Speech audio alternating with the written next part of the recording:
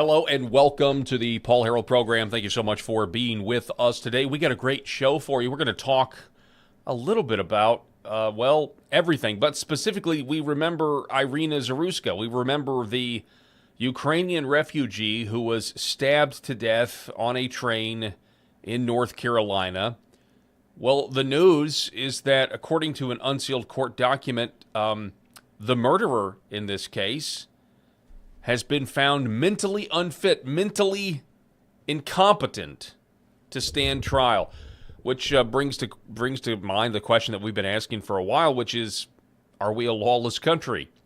How long is this going to go on? How long are we going to live like this when, quite frankly, we don't have to live like this? Now, there is news out because there's, two different tracks here. You have the state court, the state charges against Iryna Zarutska's murderer, and then you have the federal charges, right? So according to this news, this would not apply to the federal charges, but it still begs the larger question. This guy shouldn't have been out on the street in the first place. We've talked about it. He'd been arrested countless times, I think 14 times, and was let back on the street, all because of a political agenda, all because of this wish to make the world the way you want it to be in your mind, the way you think it should be in your mind.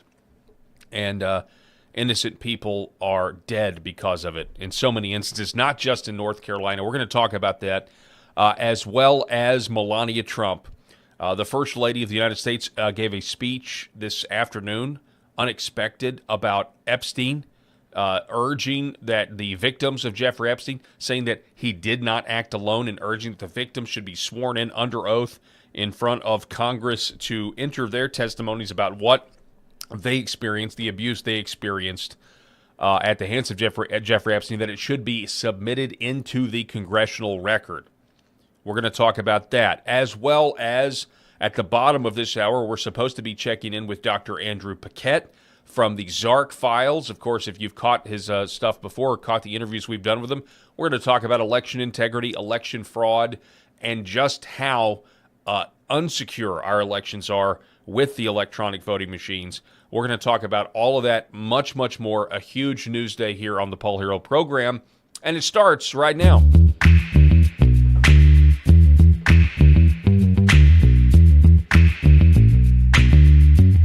The Paul Harrell program. Hello, ladies and gentlemen. So we are broadcasting here on LFA TV, as well as my personal Facebook page, as well as YouTube, and also X. We do appreciate everybody out there watching. However you're watching this broadcast, please like, share, and subscribe to LFA TV or to the Paul Harrell program YouTube channel. We would very much appreciate that. Do all of the things that you are supposed to do, please, regardless of what platform you are watching on. For those of you watching on cable, we appreciate that. We would love for you to go subscribe to any of the venues you can get us on the internet. That'd be great. Rob and Eric are not here today.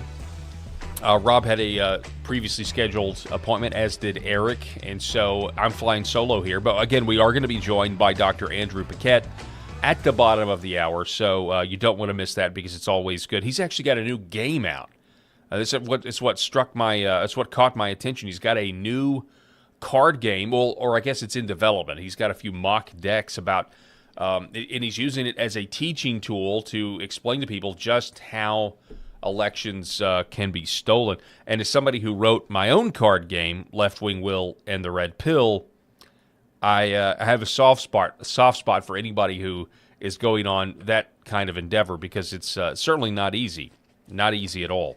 Maybe with AI these days it could be a lot easier, but this game wasn't written with AI at all. As a matter of fact, at some point, we keep saying this, but Rob and Eric and I need to play this game on air for you guys, just to have some fun. And who knows, I might get in it. I thought about doing like a round table thing where I just kind of pull some cards out, because there's so many political topics in this game. I could just pull a card out and just see how long I can riff based on the randomness of the draw, I guess. But let's get right into it. This is an outrageous story. This is a story that once again exposes just how much work we have to do here domestically. Again, everybody's focused on what's going on in the Middle East. We're continuing to pray for peace. I'm praying for the end of the war. J.D. Vance is going to go to Pakistan, as Obama would say, or Pakistan, and going to try to negotiate some sort of lasting peace. And we will see if all parties involved actually want peace, which is obviously easier said than done with a ceasefire that lasted 12 hours and now not really sure exactly what's going to come of that. Do have some positive reports, by the way, that some ships have moved out of the strait. But again, it's very difficult to understand because we as independent journalists or as average Americans, we don't trust the media. I keep hammering this. We don't trust the media on anything they tell us, but some of us are tempted to trust the media 100% when it comes to war or geopolitics or what's going on thousands of miles away.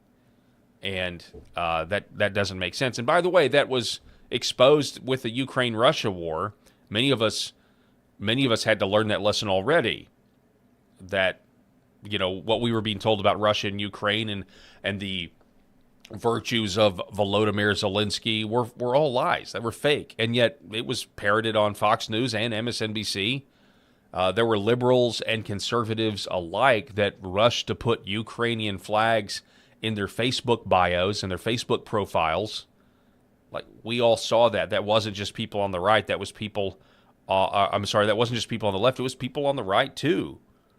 Because we were sold this idea that Russia, as it stands now, is the equivalent of Rocky IV, Red Dawn of the Soviet Union of the 1980s, when Ukraine, in actuality, is a money laundering depot for the Uniparty and has been for a very long time. And so people had to slowly learn. And I talked to a family member about this one time. I said, hang on, we just got out of COVID.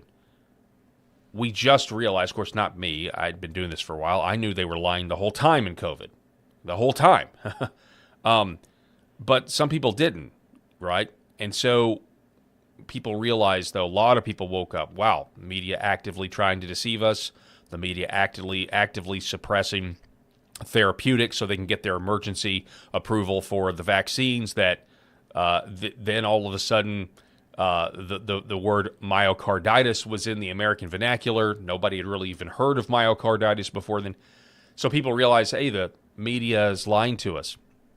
And we made decisions based off of what we thought was true reporting, and it wasn't. A lot of people woke up from that, and then we go immediately into this Russia-Ukraine thing, and people had to learn the lesson. Now, wait a second. If they were lying to you about the domestic issues, why do you believe them on the international issues? And so this is what makes covering this war so frustrating and difficult for me, anyway. Because I see something and I don't really even know what to believe. And then, of course, we have the right that's infighting. I don't know if it was a real post or not, but I understand President Trump just made a post slamming Tucker Carlson and Megyn Kelly and Alex Jones. So that's certainly not gonna solve anything in terms of the divide. But we might cover that. I haven't had a chance to read it. I saw it right before I came on the air. Anyway, back to this story that I'm sorry wasted so much time here. But headline: crazed homeless man accused of slaughtering Iryna Zarutska on the train. The video we all saw. Found incompetent to stand trial. This is the coverage from the New York Post's Chris Nesi. Iryna Zarutska. Okay, and I love how this is one of those things where obviously I know you're innocent until you're proven guilty, technically on paper, but that's why the alleged killer, we all saw this guy on the camera. It was a viral moment. The left wasn't outraged at all. They contained their outrage until, Renee Good tried to run over a police officer and then was shot. Then they were outraged about that. They weren't outraged about this.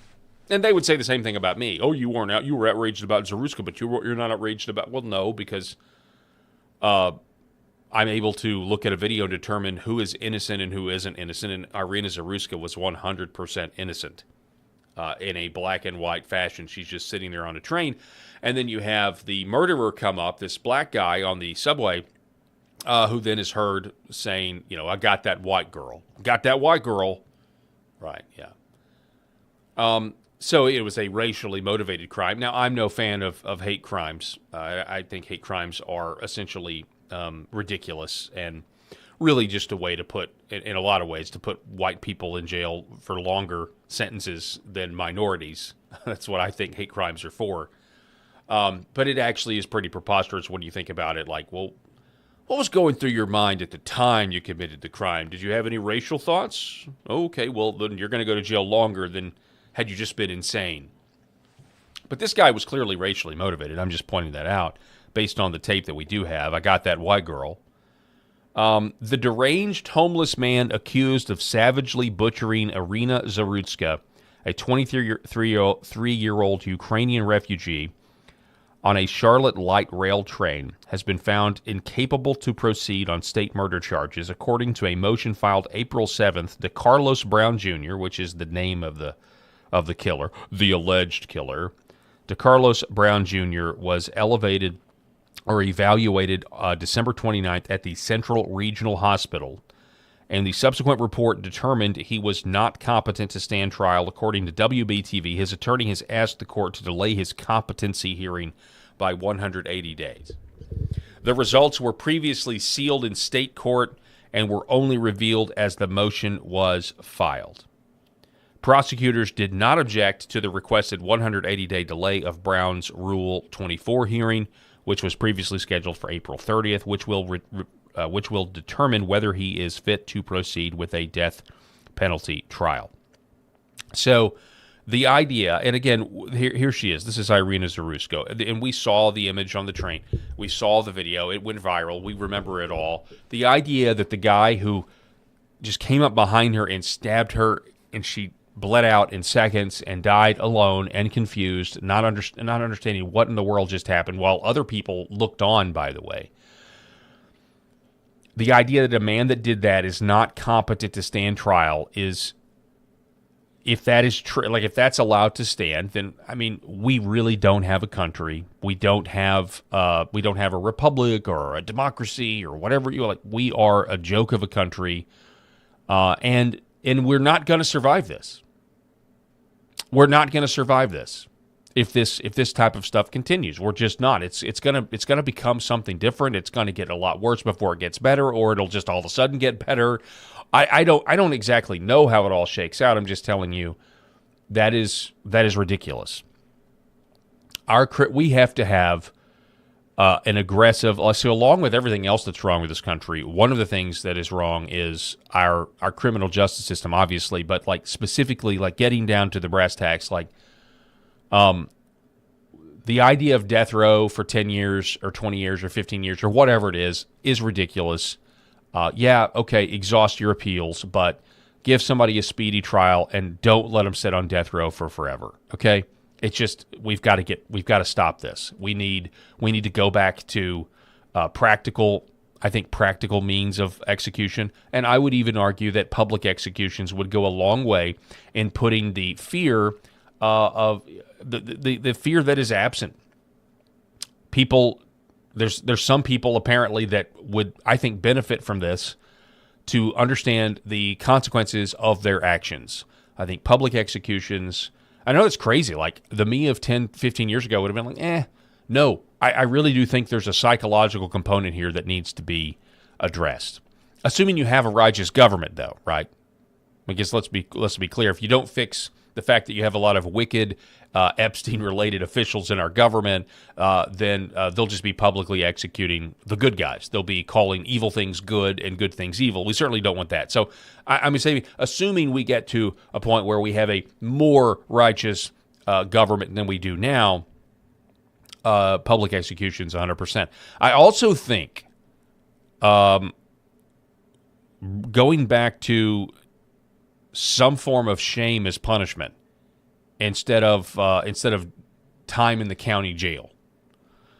Time in the county jail, obviously appropriate in some cases, but I mean, I was talking about this we had these guys, me and Rob were hanging out the other day, And we had these guys from a mercy ministry, a Christian ministry, come in. They were selling candles, and it's kind of an addiction recovery ministry, if you will. And they were selling these candles. Rob bought some of these candles that they had made the other day. They actually smelled quite good.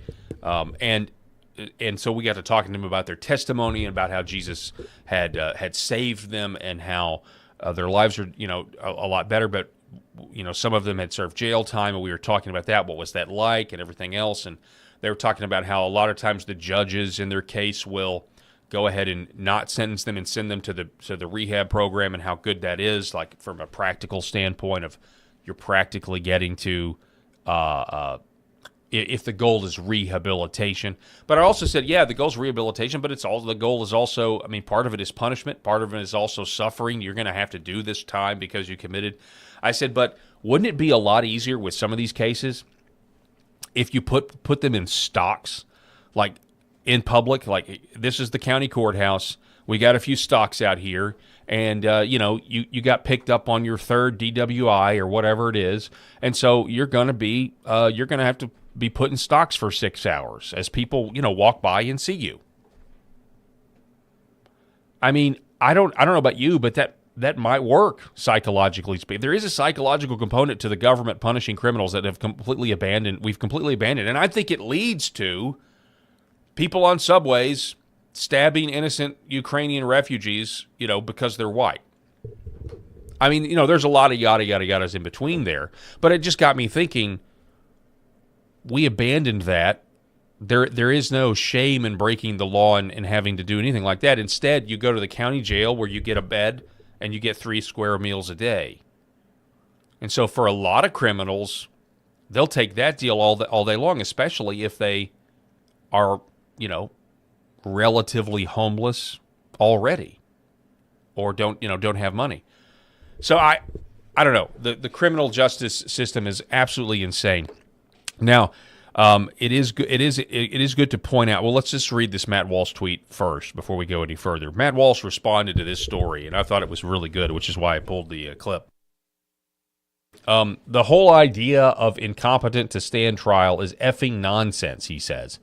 If you're too incompetent to understand that you shouldn't butcher an innocent woman on the train, you should die. Period. Arrest, convict, execute. You are not fit to be part of human society. How many more innocent people must we sacrifice for the sake of coddling and babying the absolute scum of the earth? Our ancestors had it right. They would have had this guy hanging from the gallows an hour after conviction. The old system of justice was light years better than this insane BS we're dealing with now. I can't disagree with that, Matt Walsh. Can't disagree with that at all, actually. That is exactly right. And yet we defer so much to the criminal now. And because it's all about cultural Marxism and who's the next marginalized group, and we're just ashamed to punish people. And that also comes from the bogus white guilt. So let's be clear. Let's just ask the rhetorical question. If this guy was white, do you think that he would be found to not be mentally fit to stand trial? Now, this guy could very easily be crazy. Yeah, he could also be. He also could be demonically possessed. I would hedge my bets on that. But that doesn't mean he's not competent to stand. It doesn't mean that he just can't be held accountable for his actions. We're not a serious country. We're a lawless country on so many. And you know what? This lawlessness and this moral failing, it affects everybody on all planks or rungs. That's the word I'm looking for. On all rungs of the socioeconomic ladder. You can be a very rich person and be a terrible person. You can be a very poor person and be a terrible person. You can be a middle class person and be a terrible person. And we have a government. It's crazy. The United States of America, the state of North Carolina, tolerates this kind of absolute nonsense. It's nuts. Benny Johnson's reaction to this. By the way, Benny Johnson sharing that we'll get to that here in a minute, sharing that New York Times story about how the war actually happened.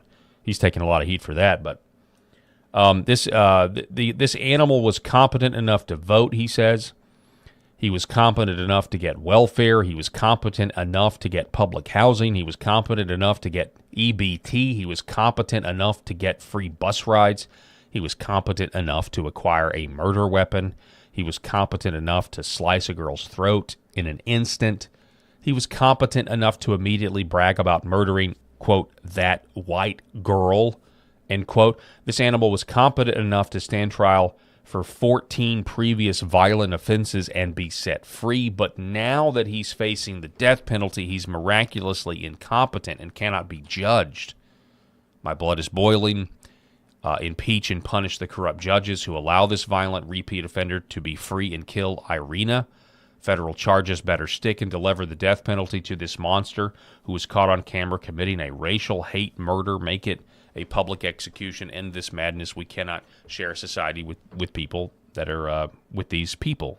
Kill evil, which is what the government is supposed to do. I mean, that's the whole premise of the government. The government is given the authority to do this. They're given the sword. This is biblical. They're given the sword to punish evil, to restrain wickedness. And right now, folks, I mean, we're sitting here, we're a year and a half into Trump's second term, and there are some great things that are happening, but there's also still a lot of lawlessness that has just gone unpunished. No deep state arrests, and all of this trickles down. I actually believe there will be a huge trickle-down effect. We were talking about this with Eric the other day about, raising your family and how, how we were kind of speculating, like, what are the effects? Like, if you're raising your kids to do what's right, you're raising them you're raising them in the fear and admonition of the Lord, right? But is it easier or harder to do that when you have corrupt government officials that are never held accountable? Like, you hold your kids accountable when they mess up, but virtually no one else gets held accountable. Unless, of course, you're standing up for good things, right? You remember the Kentucky clerk that stood up when she was told that she had to give a marriage license to the gay couple, and she said, I can't do this. This is against my convictions, and I'm not going to do it. Now she paid the price. The government comes after her.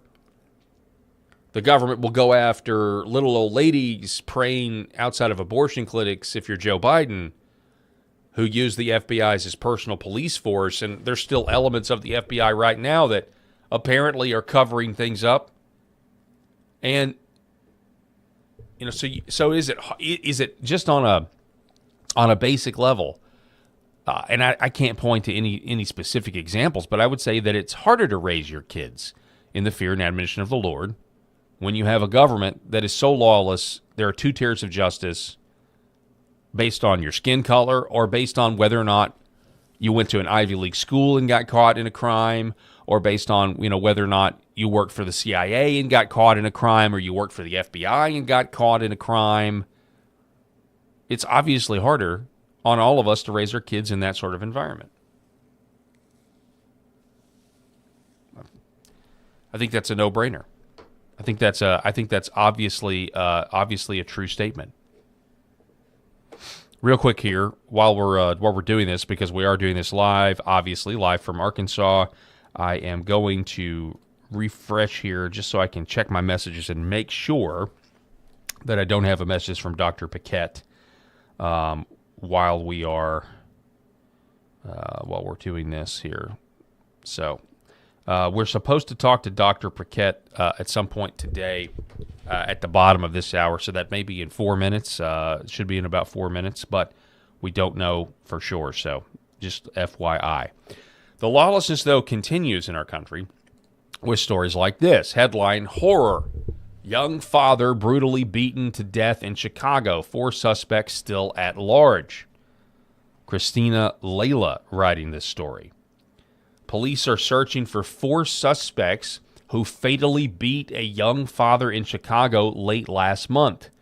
Alexander Xander Kanowski, 25 years old, was brutally beaten in the early morning of Tuesday, March 24th, in the Avondale neighborhood. Chicago police responded to the scene at around 3:20 a.m. and saw a young male suffering from severe injuries to his head.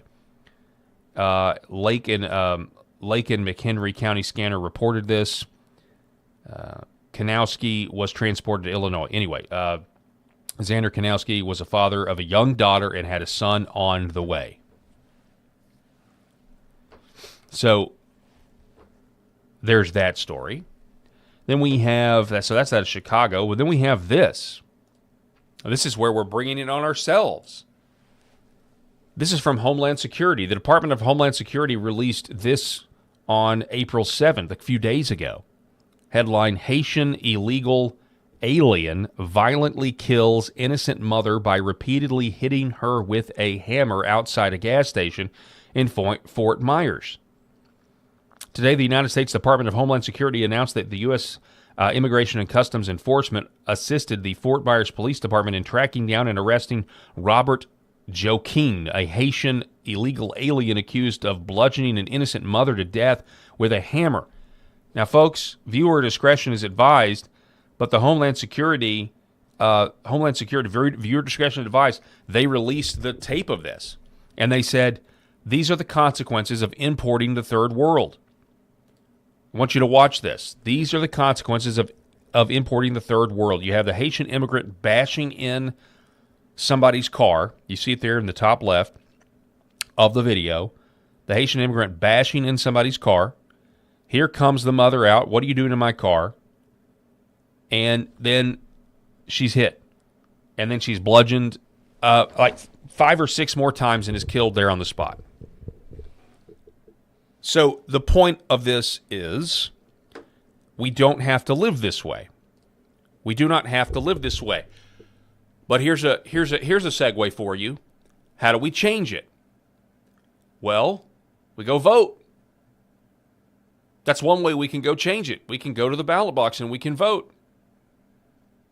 However, what are the results of the election?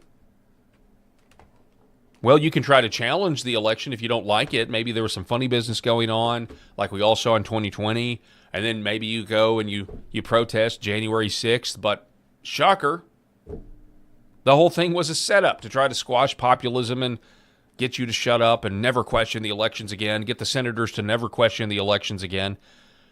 So we got big problems because we can identify the problems. We can say that we have to go vote, and not all elections are rigged. I'm not suggesting that, but the big ones seem to be. Thanks to Dr. Andrew Paquette, we were able to cover his reporting on what happened in Bexar County, Texas, last month during the primary between John Cornyn and Ken Paxton, and just in one county alone, it looks like there was obvious electronic voting machine fraud. But unfortunately, it's also very complicated to comprehend and understand. Joining us now, back with us, we have Dr. Andrew Paquette from the Zark Files. Andrew, welcome back to the show, sir. How are you? I'm fine, thanks. Although, as you can tell, a little wind blown from the weather outside. So you're broadcasting right now from New York State, is that correct? Yes. Yeah. Okay. All right. Well, how's the weather up there? It's windy, I take it. It's very windy. Otherwise, it's beautiful. Actually, it's nice and warm. And funny thing is, people probably don't normally think of New York as being lush and wonderful for agriculture, but it is. The only part of it that's sort of not like that is New York City. But you go anywhere north, and you've got farms and orchards all over the place. I'm totally surrounded by them right now. It must be a good respite, But yeah, you're right. Especially people down south. When we hear the phrase New York, we do not think of rural anything. We think of, honestly, a city that may be judged any moment in fire and brimstone. Quite frankly. I often wonder about that with Las Vegas and LA and New York and Washington D.C. Although the funny thing is, although Las Vegas has the nickname Sin City, I have a feeling Washington is far worse. Same thing goes for New York and LA, because they engage in far more damaging activities than what you see in Las Vegas. In any event, I expect you're here I'm here because you want to talk about election I do. related. I do. Okay, Well, go for it. you heard the segue. I mean, we're talking about the lawlessness of our country, and how we've just got so much more work to do. A lot of we're all focused on another war in the Middle East, which for people 40 and under is kind of status quo. A lot of people are upset about that. And again, I'm praying for peace and everything else. But then you look at what's going on domestically, and while President Trump has done some good things, that we've got to go further. I guess that's my pitch is we got to go further. There's a lot that needs to be done, whether it's the H-1B exploitation or the elections. And I know President Trump has been trying to get Congress to end the filibuster, to do something about the SAVE Act, to get the SAVE Act passed, which would be voter IDs, any mail-in ballots. But we got to go even further than that. I mean, we can't even get that done. But we got to go even further than that and actually go after these electronic voting machines. And I know you are the expert in that. So that's why I wanted to have you on, in particular because it's a very complicated thing. We just had a race here in Arkansas with the Secretary of State, and that was one of the big issues. You had Brian Norris, who did lose by 900 votes. There's a recount going on, but he lost by 900 votes. He was the one saying we can't trust the electronic voting machines versus the more establishment candidate, State Senator Kim Hammer, that was saying, yeah, the electronic voting machines are fine. But every time I would go and engage on Facebook trying to get people to understand that just because you have a receipt, a paper receipt, and and you use the electronic voting machine, that doesn't mean that the electronic voting machines are secure. I'd love for you to shed some light on that and talk about how difficult this is to communicate something that is so complex, and it's designed that way because I'm not an IT guy and I'm not a software engineer, and neither are most part-time legislators who are asked to sign off on these third-party algorithms and source codes that are running our elections. Yeah, well, the first thing I want to mention, you actually mentioned, I think, 2 or 3 things there, and I do want to get to one of those first. And that's when you talk about how you verify that the machine has done its job properly, there are all sorts of ways that you can go ahead and perform those verification steps, and they are completely meaningless. Okay, so in Bexar County in Texas, for instance, they have poll pads that they use to check in voters with, right? Now, the way those things work, a poll pad is basically an iPad. So it's one of these guys, and what they do is you walk up, and they go ahead and type in your name, and it checks to see if you're on the voter rolls. But it doesn't actually check the voter rolls to do that. The way it does it is it sends a message to something called ePulse, which is the main server for all of these poll pads, right? And that server is sitting on an Amazon cloud-hosted network, right? And ePulse is basically software that you could call it a database, but it does more than that, okay? So for ePulse to know what the voter rolls have on them, it imports the voter rolls, okay? So in that sense, you could say it is checking the voter rolls, but it's not really checking the voter rolls that the state maintains, and it's not checking the voter rolls that the county maintains.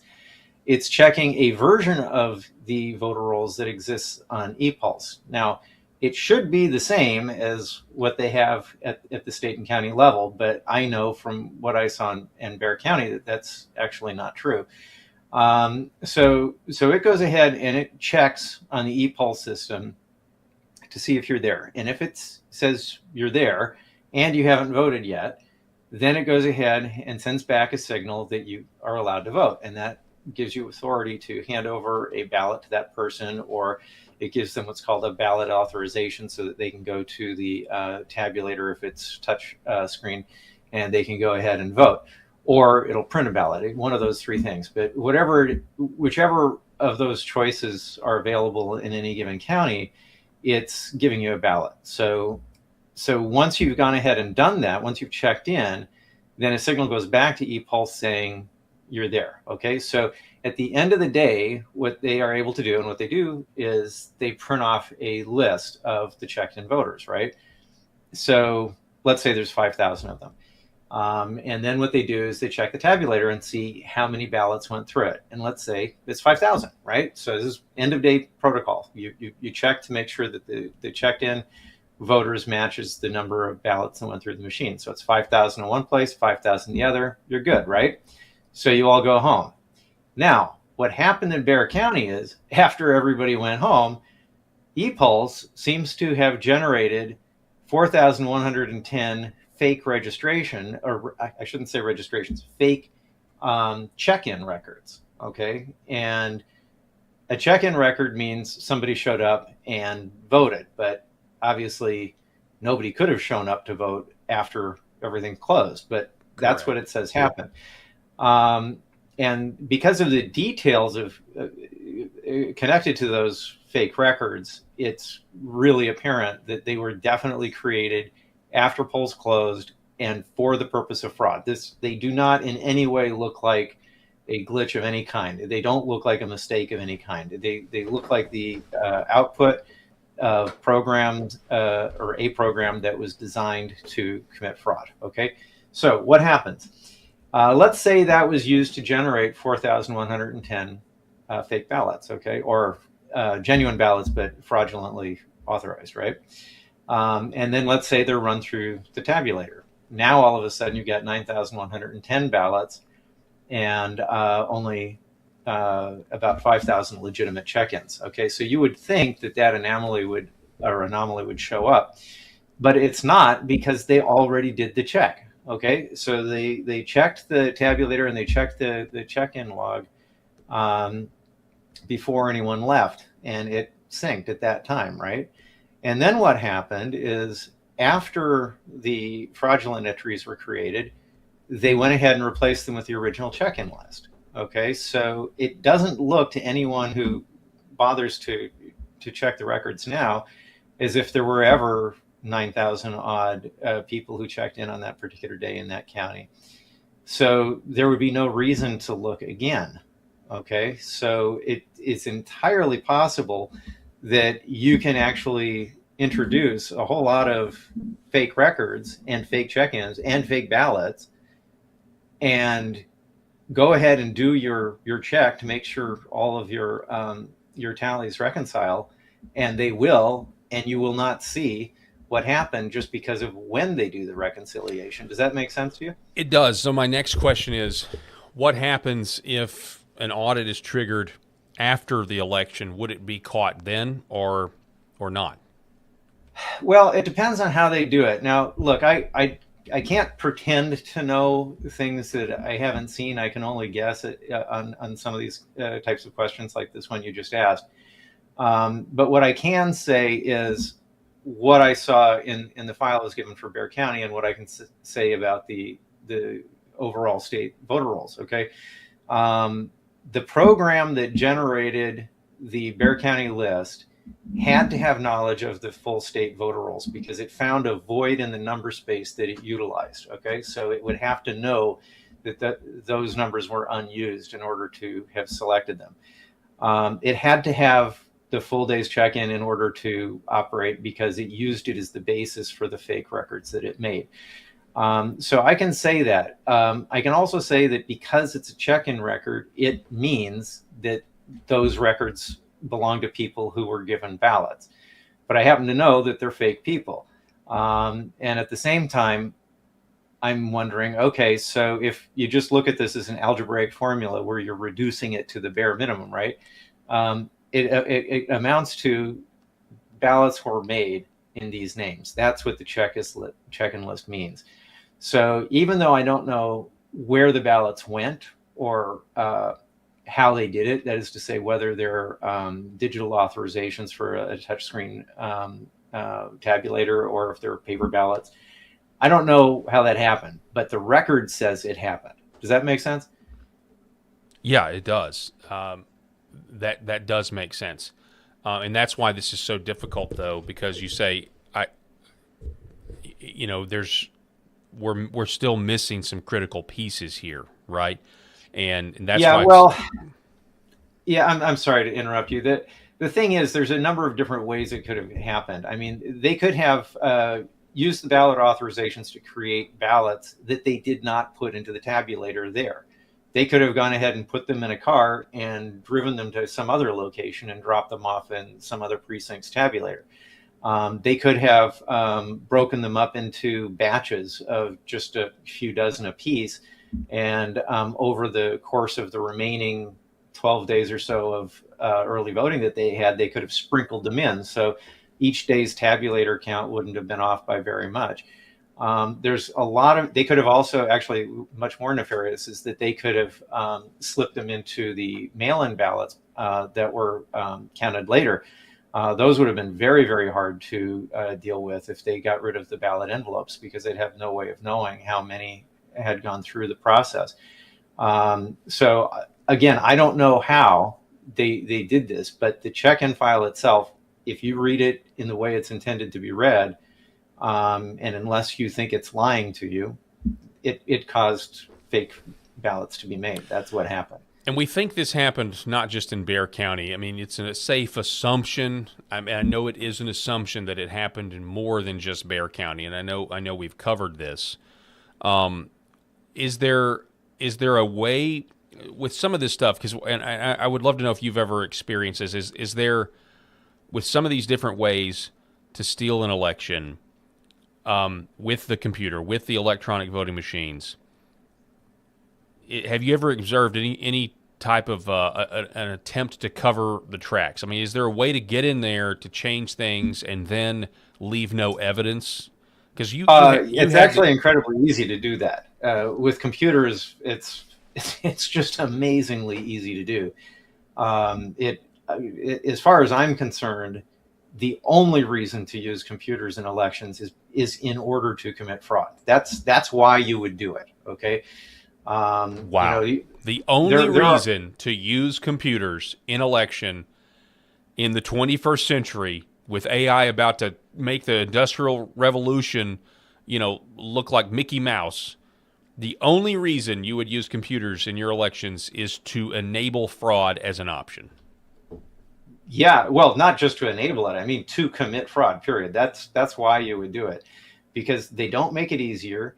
They don't make it less complicated. They don't make it less expensive, and they don't make it more accurate. I mean, on none of the points that they're using as an argument for electronic voting devices does it actually deliver on any of those promises. In every case, it fails. These things cost millions of dollars, as opposed to volunteers just walking in and adding up the numbers on a piece of paper. The materials for normal poll workers to do this all by hand cost practically nothing in comparison, and they're more accurate. I mean, yeah, I can picture someone making a mistake when they're counting, but the thing is, there's all sorts of ways to prevent that from happening. And if you have just two people checking the same ballots to make sure, but if you do it by hand, you're restricting the potential size of any errors to the size of that particular precinct, and actually just a fraction of that. So when you look at studies that have been done on hand counting versus machine counting, the hand counting is not only more accurate, and at best it's accurate, as opposed to computers, which at best are accurate. But the one that you trust is the hand count. And we know we trust the hand count over the computer count, because a hand count is what you do to verify the computer count. And if nobody trusts the computer count, then the fair thing to do would be to always do a hand count to ensure that the results are valid. But if you're doing that, then why are you bothering with the computer that you're spending so much money on and that breaks down half the time while they rewrite their fraud code? That, by the way, is an assumption, but that's how it looks. But yeah, the thing is that you can't see what's going on inside of a computer. You can absolutely see everything that's going on when it's paper. This is why we had the Battle of Athens, and I forget if that was in Tennessee or Georgia. I want to say it was in Tennessee. Are you familiar with the Battle of Athens? Do you know what I'm talking about? Yes, the Battle of Athens. You got these World War II veterans that come home and basically realize that, hey, their town's been taken over by by a bunch of corrupt officials, and they eventually they got to go to the armory, arm themselves to take their town back, because I think the sheriff was holding the ballot boxes hostage or something like that. But you feel free to fill in the Yeah, gaps. yeah. So what happened was that the sheriff was in cahoots with, I think it was either the governor or the mayor of that area, and he had seized the ballot boxes, and he was going to count them off site. And the reason was because the GIs, they made their own party, not Democrat or Republican, but the GI party, I think is what they called themselves. And they created their party specifically to get rid of the corruption they saw in town, because they had this fraud scheme going on where the sheriff had his deputies going out and basically shaking down people who were returning home from the war and doing all sorts of other little schemes to bring money in. And the GIs didn't like that, and so they went ahead and created their own party. And because they just gotten done shooting a lot of fascists overseas, they were still thinking, we can solve this. So what happened is they had a number of run-ins with the sheriff and the deputies, who actually, I think they shot a voter, if I'm not mistaken. It was, and I don't know if this matters to anybody, but it was a black guy who was trying to vote, and they prevented him from voting by permanently ensuring that he couldn't do anything ever again. And so at that point, the soldiers went ahead and said, okay, we're going to handle this our way. And they went to the armory, they got weapons, they did have a pitched battle, but the whole thing was all about the fact that once the ballots went into the box where they couldn't see them anymore, the sheriff said, I'm taking these boxes, we're going to bring them to a different location, we're going to keep you away from that location, and we're going to count them there. And that is what caused the gun battle. Okay. And actually there was an explosion, which miraculously didn't kill anybody, but as I understand it, they actually did injure someone. And they did secure the ballots, and it turned out the GI party had in fact won. So the thing is, that was all about lack of transparency. And they were thinking, if you're not going to be transparent, we're going to just have to assume you're cheating here. And I think that's a natural and normal, and actually the kind of reaction people should have in a situation like that. No, that's a really good principle. If you're not going to be transparent, we're going to assume that you're cheating, because I hear from a lot of people, on this issue, and there's a generational problem I've talked about. I think, I want to be respectful to my elders, but I do think there's a lack of an imagination with the generation ahead of me and the generation ahead of that one on understanding just how bad it is. But a lot of times they'll say, because they have lived longer, and they say, hey, you don't like the electronic, but people steal them, with the paper ballots. They steal them. It's not uncommon back in the day when, they were counting ballots. You'd get a call from your advisor, and you say, how's the count going? It's like, well, they're buying the ballot boxes faster than we can buy the ballot boxes, and so you're going to lose.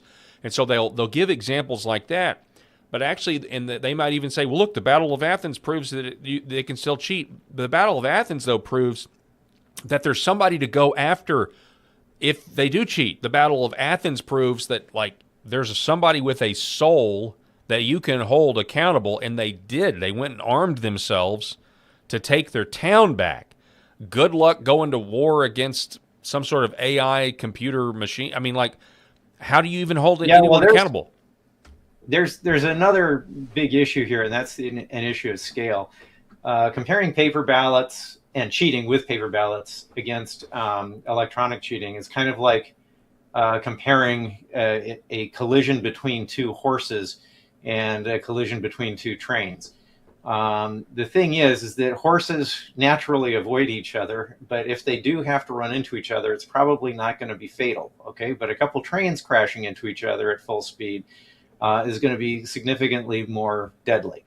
With electronic election equipment, you can basically steal anything at any scale. But with paper ballots, when you're relying on the sheriff to physically take control of the ballot boxes, you're really limiting the damage to very small areas. It's obvious that it can be done, and probably has been done quite a few times, but you're not going to affect federal elections that way. And then you have a local problem that theoretically can be dealt with at the state or the federal level, because you've got elections at the higher levels that just can't be corrupted like that.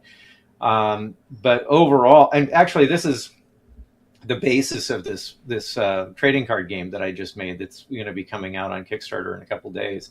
But I wanted to model how I perceive the mechanics of elections actually working right now, because as I do all this research, I started realizing, hey, you know what? The voters and the candidates are basically irrelevant at a certain level, because you have the legitimate vote, which is kind of like the bulk of an election, right? So let's just say that's 85% of all the votes, or 90% of all the votes are legitimate. Then you have that last little bit, that 10%, and that's what actually tells the difference between who's going to win or not, right? The rest of it just basically gets you there. It's kind of like a foot race, a 100-yard dash. It's in the last 10 yards that you really learn who's going to win and get second place or third place, etc. So the thing is that this game models the idea that you're protecting the ballots, or you're destroying the other party's ballots, or you're multiplying your own ballots, but you're doing it without the help of any voters or any candidates, because the candidates are basically just another tool in the system, and the voters are essentially irrelevant, because with the electronic machines, they can make ballots. They don't really need people behind them. They just need a name, and that name doesn't have to be attached to a real person. Make sense? It certainly does, and that's one of the reasons why I wanted to have you on. So I saw your post, Dr. Zark's election game. The system has been gamed, so I made a game. And I appreciate the reason that you're doing this, because you even mention here that when you're trying to communicate, you say you've done podcasts that are less than 30 minutes, you've done hour-long podcasts, you've done some that are 4 hours. And I'll just read this. For several years, I've been presenting my research on algorithms embedded in voter rolls across more than a dozen states. I almost always accept these invitations. They rarely run less than an hour. Some have stretched to 4 or 5. The data is genuinely complex, as listeners, watchers, viewers will know, and the people who designed these systems appear to have made them complicated deliberately, possibly to resist discovery. The audiences who see these presentations invariably ask 2 things. Can you make it shorter, and can you make it simpler? With the 2026 midterms approaching, I concluded that if I was ever going to solve that problem, now was the time, and whatever I produced needed to be ready at least a month before Election Day. My first instinct was a concise animated video, tight, chart-driven, narrated. I dismissed it quickly. No animation, however well-made, travels the way a physical object does. And then the obvious answer presented itself. I used to work in game development. I co-founded a program that trained game developers professionally for over a decade. I once designed a full game under deadline pressure simply because we had not yet hired a designer and needed a pitch. A game about a game system was not merely a clever idea, it was the right medium. So you've come out with this game that is, here's one of the cards, that is supposed to highlight what the game is. And like you said, the game is, how do you destroy your opponent's ballots? How do you create fake ballots? And I love what you just said at the end there. All of the voting on election night gets you kind of to that home stretch of when the cheating can actually start, because this is also based on knowable numbers. And so once you kind of get a general idea for how many ballots have been cast, this is what the vote total is showing. It's really the very end there where a lot of the fraud electronically can happen. I hope I'm not putting words in your mouth, but that's what I hear you saying. Yeah, it is. And the funny thing is, and this is the way I've modeled it in my game, is that it doesn't really matter if you're winning with fraudulent or legitimate votes. And it doesn't matter if you're fighting against fraudulent or legitimate votes, because the only thing that matters, the way our election system is set up, is the votes themselves, the ballots, right? So whether they're fake or not, they can get into the count. And whether they're fake or not, they can be challenged. So you can go ahead and challenge an opponent's legitimate votes and get them thrown out. And you can actually go ahead and stick your own fake ones in, and they can go through depending on how it's done. So what I tried to do was come up with as many different ways as I could think of to modify election results by affecting whether fake or genuine votes actually managed to stay in there until they got counted. Now, I did this in a funny way. Like my card about aliens is literally like tentacled, bug-eyed aliens in space helmets, but the whole idea was I want people to get a sense of how it works mechanically, right? As opposed to give a whole bunch of dry facts. I mean, that was the one thing I was trying to get away from. On the other hand, because it's Kickstarter and it didn't cost me any extra to do it, I had originally designed it as a 60 card deck, but it turns out the printing cost for doing 72 is identical. So I thought, well, I'll go ahead and I'll put in some special cards there that actually do have some of my research findings in there. So You don't know this about me, but I share your pain. So I created this game called Left Wing Will and the Red Pill. I think 3 or 4 years ago at this point, and it's basically, and I didn't use any AI. I mean, it was a crazy experience. This is a 400 card deck. Where and it's kind of like Apples to Apples or something like that, where we create these, we get in the mind of a stereotypical leftist, and so you match what's the funniest card, you play in a group, and it's just a way to laugh at the left. And honestly, the goal also was that if a leftist played it, they might actually might be a red pill, just because, I don't know, they get made fun of so much. Maybe they're real, oh yeah, that position actually doesn't make any sense. But so I totally share your pain, or not your pain, but I get it. And I didn't realize that you were in game development, so I know you probably know a lot more about it than I do. But I think this is fantastic, and I can't wait to be a part of it. I can't wait to play the game. It's called Dr. Zark's Election Game. And again, you said it's a Kickstarter, and we've got the link up right here. And what I'm going to do is I'll make sure to get this link into the description of the video, and I'll post it in the LFA chat here in just a second as well, if they'll let me, just so people, if they want to help you out in any way to give you some funds to get this thing off the ground, I certainly want to help any way I can. So. Well, thank you. And by the way, you've made me curious about your left-wing will. Now I want to play that. All right. But no, I'm not kidding you, by the way. I'll have to talk to you offline how to get a copy. But yeah, one thing everyone should know is everything's done for this game. I'm actually getting copies tomorrow. I just got notified that they've shipped it, so it's going to arrive in my house tomorrow. These are the prototype decks that I'm going to use for marketing purposes. So I'm going to make a video tomorrow with them, and then I'm going to, as soon as that's uploaded, the whole thing's live. Right now it's in what they call pre-launch, just so you know. Okay, yeah, I see what you're saying. It says launching soon. Okay, well then we're going to have to, I'll have to promote it later to where people can, so they can go there now. I just dropped the link in. You can go there now and hit notify me on launch. Exactly. And it shouldn't be more than 2 days or so. Yeah. Okay, good. Well, that's fantastic. Well, let's certainly keep in touch. I also want people to understand that you have a great resource with your Zark Files Substack, zarkfiles.substack.com. This is something. It's a great thing to subscribe to get the notifications in your email when you get a new article out there. You've got this one back on March the 30th, Bear, meaning Bear County. It says Bexar, but it's pronounced Bear. The chicken machine that doesn't make chickens. Just some really good stuff, and I know what you're trying to do here.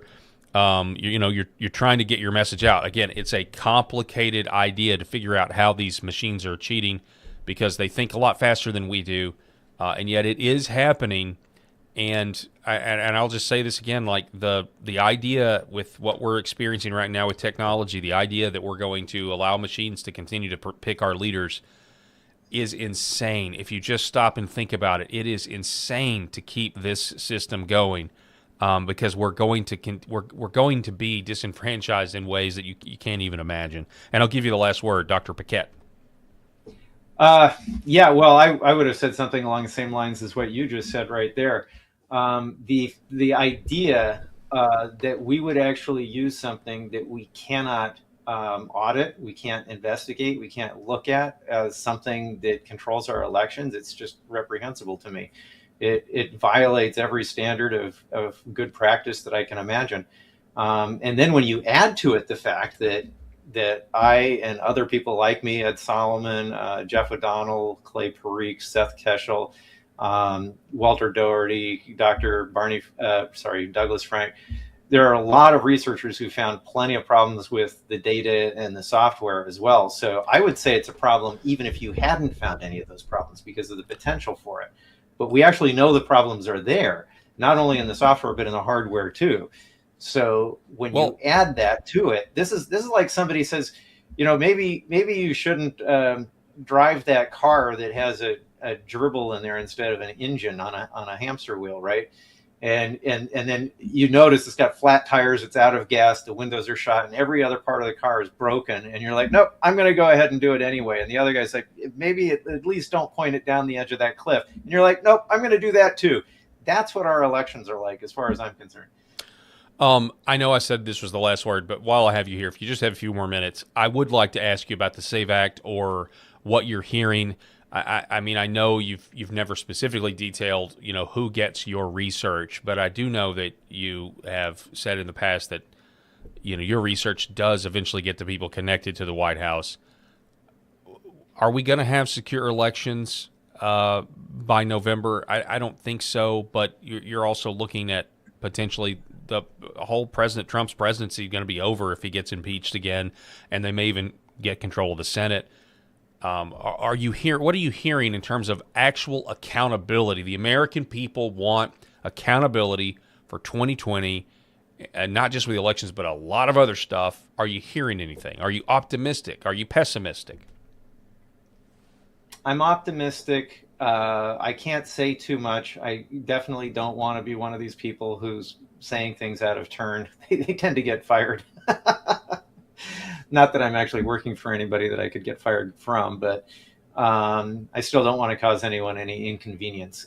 Let me just put it this way. The people in our government that we trust, that is to say the people that are working with Trump and have his best interest and our best interest in mind, are working on this. They are aware of the Bexar or the Bexar County research. They are aware of all the other research that other people have done. I mean, they're intimately familiar with it. They have the research documents on their desks.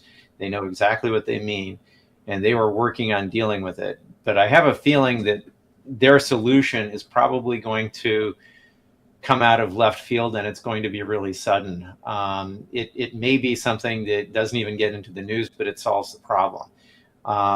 So, I mean, I know I was expecting a phone call on this a few days ago. I haven't received it yet, so I'm still waiting for new news. But I am comfortable saying that, when I get these messages on X, I get them all the time from people saying, so you should really show your work to this person or that person or the other person in government. And I'm thinking, well, they actually asked me directly for this information. So, and I just send it off. So I know they have it. Okay. I know this for a fact. Is that enough of an answer for you? I hate to be cryptic. It sure like is. that. It sure is. Out of left field, sudden, or it may not even make the news. I've considered the not making the news part. I have. I mean, because if this is all electronic, then it could be electronically fixed. I mean, that's assuming that. So much of this to me just seems like it's Intel driven anyway, in terms of the Intel oligarchy, the bad actors, the people that have taken their powers and turned them against the American people, at least for the last 10 years. But I think it's a lot more than that. Well, I really want accountability. I want people in handcuffs for this. I know I've got a friend that keeps telling me to keep my expectations low on that, but it doesn't mean that I don't want some justice. yeah, well, I actually would like to comment on this because I know exactly where you're coming from on that. First off, as far as I can tell, the really dangerous, widespread, large-scale election-related fraud that we're seeing today started immediately after the Help America Vote Act was passed, and particularly when it was implemented at different times by different states. What year was that? The Help America Vote Act. When was that? That was passed in 2002, but it didn't really start getting implemented till around 2004 through 2009, depending on the state. So New York is 2007. 2009, if I recall, was North Carolina. 2004, I think that might have been Texas. I forget which, but the thing is, there's a range of a few years, but that's when it all started, and it didn't seem to have a full strength impact immediately. It got worse and worse over time. Okay. But it seemed like the Help America Vote Act, as far as I'm concerned, and it's, by the way, called HAVA, so I'm going to just call it that. I think that was a Trojan horse. I think that was designed to enable election fraud. Now, it could be that it wasn't designed that way and other people just figured out that they could use it that way, and they did. But frankly, it is so well designed for causing fraud. I think it's more likely that people involved intended for it to be used for the purpose of fraud. But the problem is that means that we can't trust the outcome of elections going back 20 years. Okay. And I don't trust the outcome of elections for 20 years. As far as I'm concerned, it's inevitable that some people who won the legitimate vote also won, the augmented vote, let's call it, right?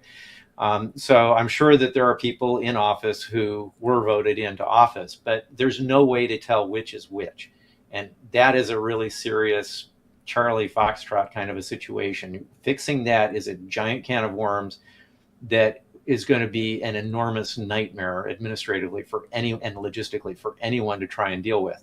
So as much as I do want people to go to jail, I don't think there's any chance of everybody going to jail for this. I just don't, because the problem is too difficult to deal with. It's like a hurricane goes through your town and you're trying to rebuild, sorry, not rebuild, but you're trying to fix the buildings after they've been demolished instead of just rebuilding from scratch. I think that's where we're at.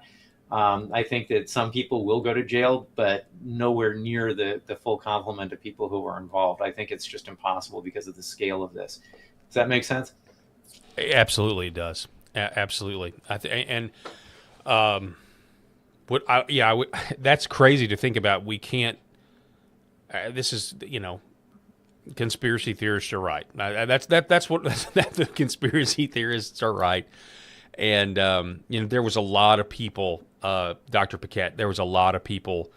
I'll just say in 2012, there was a lot of people that thought that race for Obama was called way too quickly. I mean, it was over at 7:30 Central. I mean, it was over, and people were just devastated by that. And I always wondered, but then again, we all trusted the machines, and it wasn't until 2020 that the scales fell off of everybody that is willing to admit what their own eyes told them. So.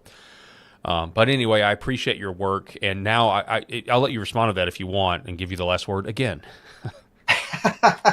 Well, I was watching the two Obama elections from Europe because I was living in the Netherlands at the time. And the first one, I was a little surprised, but I didn't think that McCain was a particularly attractive candidate for Republicans. I certainly didn't like him.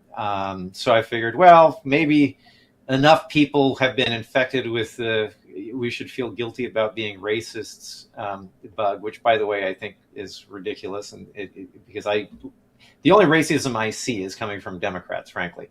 But I figured maybe there's enough people who think that way that Obama got elected legitimately. But then in the second race with Mitt Romney, although I wasn't as too crazy about him either, I did not understand that outcome. It looked to me for sure Obama was going to lose based on his previous 4 years as president. And I did not understand that. I figured, well, I guess it's one of those weird election miracles that happen to benefit a really bad guy who can't seem to say anything nice about the United States. And I didn't understand how that worked out, but I did consider it a fluke. It wasn't until 2020 that I absolutely was sure that fraud was going on. But I don't want to give you another reason to have another last word, because I suspect I might otherwise take the place of other material you have to get to as well. Hey, no, right? I appreciate that, and I know you got to go. Dr. Paquette, it's great to have you on. I appreciate you, and keep in touch. We'll do it again soon, and good luck on the game. Okay, thanks a lot. Have a good day. Right. Bye-bye. Yes, sir. Thank you. Folks, we're going to reset here. We're going to take a little bit of a break. And be back here in just a moment. I'm here on LFA TV for the next, 49 minutes or so. Don't go anywhere, and we'll be back here in just a moment. For centuries, light has been used to heal.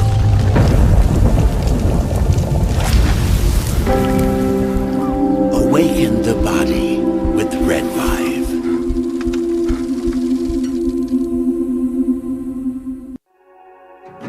The other things that we're seeing, more and more use for is even vascular issues. So one of the mechanisms that red light, near-infrared light, or Red 5 works is stimulation of the mitochondria and stimulation of nitric oxide production. So when nitric oxide is released in cells, it vasodilates cells. It reduces inflammation. It moves blood. It brings blood flow to areas. So folks that have issues with ulcers or burns or wounds, it can help stimulate increased blood supply, and you need blood to heal. So that can open up different avenues for peripheral artery disease, for neuropathic pain syndromes. And so that's one of the other areas for nerve injury or nerve pain that we can leverage this type of medicine. For centuries, light has been used to heal.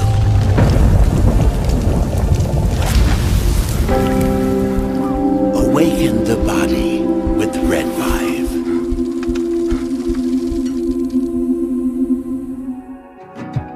Why is Red 5 different? What sets it apart? What sets us apart from the standard red light panels? This is a medical grade device, and what that means is the red light bulbs and the near-infrared bulbs have very specific wavelengths. If you think about the wavelength as the medicine, the 635, the 670, the 810, the 850, those were specifically chosen because those are the most powerful effectors of the cells. So those specific wavelengths, when they get into our body, when they affect our tissue, they spike energy production, they help with nerve pain control, they increase stem cell counts. There's very specific mechanisms that those specific wavelengths work at, and that's the medicine. So if you think of, say, medicine as an Advil or a specific steroid or a blood pressure medication, the wavelength is the medication. The other part of that, whenever you take a medication, is dose. Right? So you have the medication. So if you take 1 milligram of Advil, and the average dose of an Advil is 200 milligrams to 800 milligrams, it's not going to work. That doesn't mean the medicine's bad. It just means you didn't take enough. Right? And so even if you have the right wavelengths, first you have to have the right medicine, and then you have to have the right dose. And to have the right dose, in light therapy, you have to have enough energy.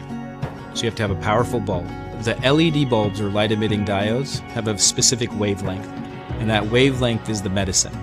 And the wavelengths that have been studied and published on that are the most powerful in affecting healing and the changes that we want to see with our bodies and our health are the 635 wavelength, the 670, 810 nanometer wavelength, and 850 nanometer wavelength. Those are all going to affect the mitochondria, the cytochrome C oxidase, and affect those powerful long-term changes and affect that downstream pathways. And that's what you get with Red 5 devices. The highest efficacy, the best wavelengths, concentrated to help your health.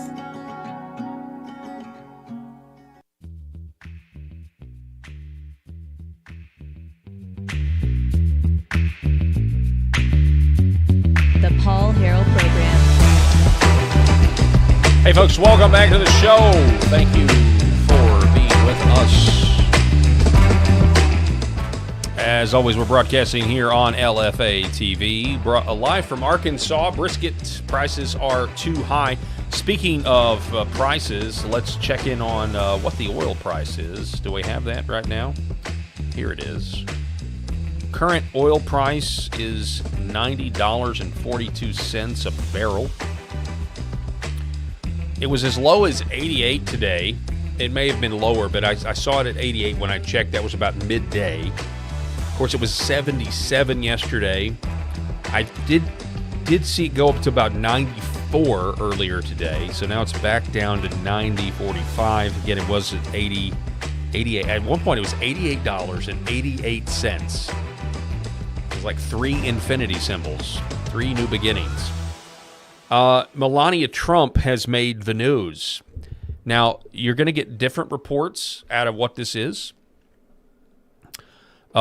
And we're going to cover those for you here in the time that we have left. Now, this is kind of a big deal. Some reports are suggesting that President Trump did not know that Melania was going to say this. So she had a now I don't know if that's true or not, but because I think that was from a left-leaning outlet, but we're going to take everything with a grain of salt, like we always try to do here. Here is Melania Trump earlier today. Let's see here. Should probably skip ahead, but it'll be okay.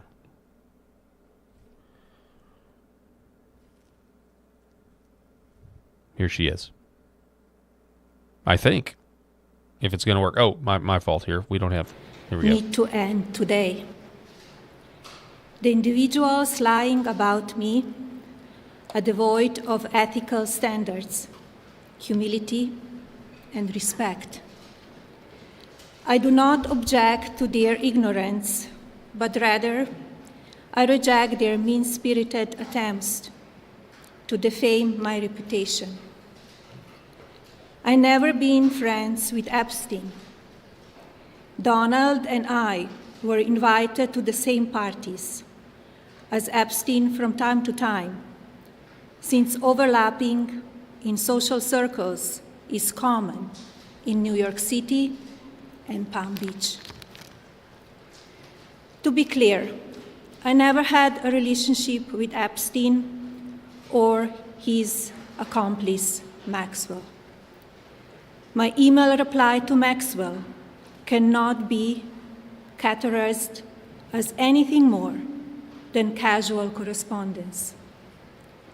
My polite reply to her email doesn't amount to anything more than a trivial note. I am not Epstein's victim. Epstein did not introduce me to Donald Trump. I met my husband by chance at a New York City party in 1998. This initial encounter with my husband is documented in detail in my book, Melania. The first time I crossed paths with Epstein was in the year 2000 at an event Donald and I attended together. At the time, I had never met Epstein and had no knowledge of his criminal undertakings. Numerous fake images and statements about Epstein and me have been circulating on social media for years now. Be cautious about what you believe. These images and stories are completely false. I'm not a witness or a named witness in connection with any of Epstein's crimes. My name has never appeared in court documents, depositions, victim statements, or FBI interviews surrounding the Epstein matter. I have never had any knowledge of Epstein's abuse of his victims. I was never involved in any capacity. I was not a participant, was never on Epstein's plane, and never visited his private island. I have never been legally accused or convinced of a crime in connection with Epstein's sex trafficking, abuse of minors, and other repulsive behavior. The false smears about me from mean-spirited and politically motivated individuals and entities looking to cause damage to my good name, to gain financially and climb politically, must stop. My attorneys and I have fought these unfounded and baseless lies with success and will continue to maintain my sound reputation without hesitation. To date, several individuals and companies have been legally obligated to publicly apologize and retract their lies about me, such as Daily Beast, James Carville, and HarperCollins UK. Now is the time for Congress to act. Epstein was not alone. Several prominent male executives resigned from their powerful positions after this matter became widely politicized. Of course, this doesn't amount to guilt, but we still must work openly and transparently to uncover the truth. I call on Congress to provide the women who have been...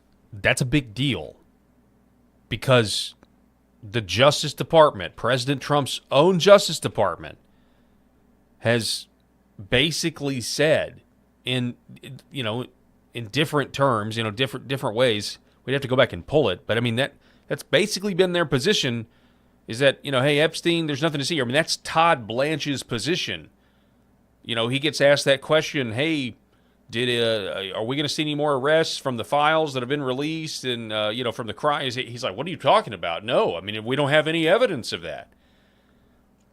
You go back to the Axios memo that basically said there is no Epstein list, there's nothing, this matter's closed, there's no further crimes to investigate. Melania Trump, the First Lady of the United States, saying, no, he didn't act alone, and Congress needs to do something. Now, she didn't say the DOJ needs to do something, but this, we've been telling you that this issue is not going away. We've been telling you that especially Trump voters who are 40 years old and younger have been so disappointed with the lack of Epstein accountability, with being gaslit over this. And let's get back to this statement. But this is a big deal. This is a big deal. What she's saying here is kind of a game changer. Victimized by Epstein, with a public hearing specifically centered around the survivors. Give these victims their opportunity to testify under oath in front of Congress with the power of sworn testimony.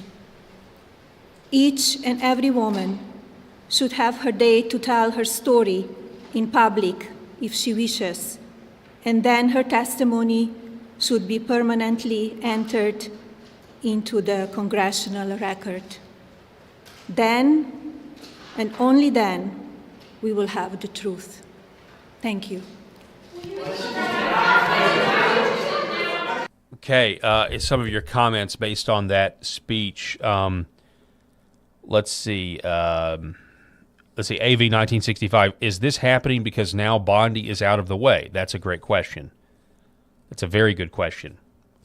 Could those two events be related? I am not entirely sure. Let's look at this one here. Hang on one second. There was another one.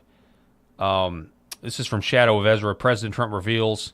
So I don't know if this is true. Let me listen to this report. I was grabbing some of this during the commercial break in the Zark Files, and I haven't had the opportunity to listen to some of this. So take this report with a grain of salt, folks. This is from MS Now, but I'm curious as to what they're saying about this Melania Trump situation. Yeah, Nicole, that is the question that we're all asking today. In fact, I just got off a very quick call before we went to air with President Trump, who said he was in the middle of a war meeting and that he couldn't talk for very long and had to go, but that actually he had no prior knowledge to the topic that Melania Trump, his wife, was going to be touching upon today in his statement. In her statement, he then repeated that he had to go, but before we hung up the phone, he said that she didn't know him, presumably referring to Jeffrey Epstein. Now, is it just me? That's an interesting tidbit. Okay, so President Trump told this journalist, according to her, he didn't know Melania was going to be talking about Epstein. Okay, that's interesting.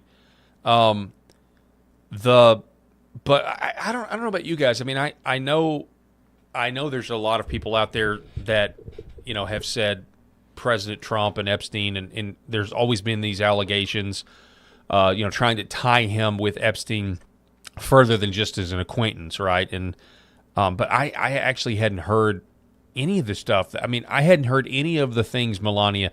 Now that maybe that's just exposing myself for being in a bubble, but I actually hadn't heard anybody online other than I guess I did hear the allegation that it was Epstein that introduced Melania to President Trump. I had heard that one, but I hadn't really heard anything beyond that, and I really didn't ever think that got much traction, other than people that already had an unfavorable opinion of President Trump. To the point, I mean, to the point now I'm curious. I will say that, okay, so what other allegations is she actually responding to? She mentioned an email, that there was an email in the Epstein files where she had emailed Maxwell. She said that was a trivial. I think that's what she meant to say. She didn't quite pronounce it right, but I think she meant to say it was a trivial email, just being polite. It's interesting that she feels the need to come out and address this now. It's also interesting that she's now saying, hey, Congress, put all of these Epstein survivors under oath and put it in the congressional record. What exactly is going on here? What exactly is going on here? And again, this is happening while we are in the middle of a war.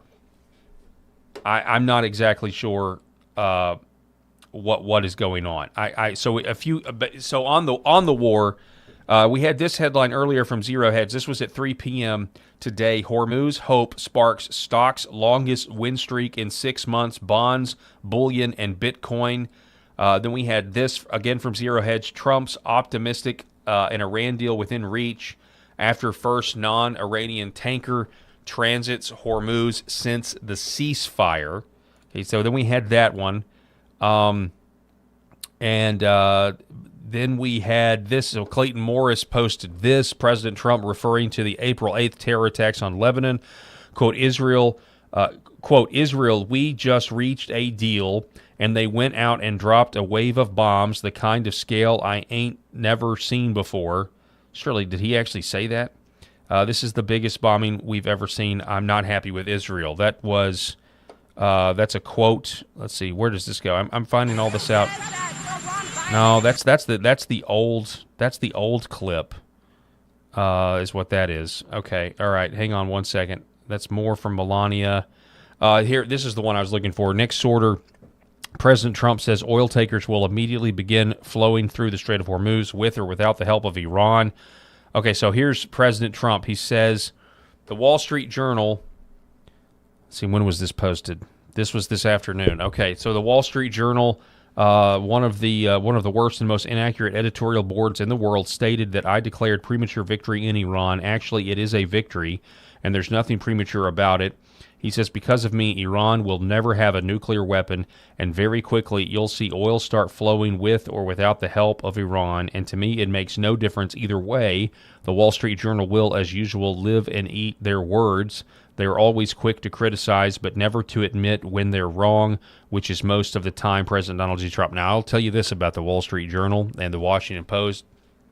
These are intel. These are publications that are used by the intel oligarchy. Wall Street Journal is very pro-war.